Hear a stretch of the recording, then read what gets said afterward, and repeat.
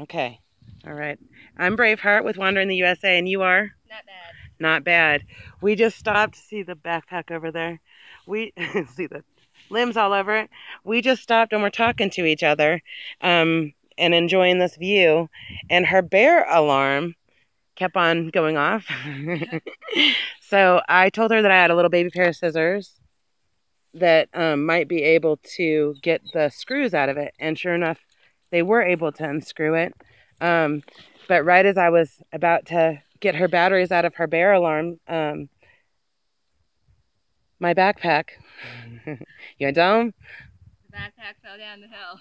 yeah, it almost went all, you guys cannot tell, but there is like a huge cliff down there, and it rolled right to that tree and barely caught itself.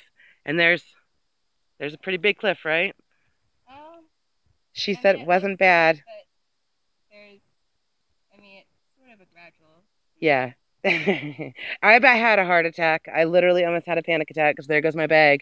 And she was so cool. She actually climbed out and got it for me. And she was so brave. Your name should be Braveheart.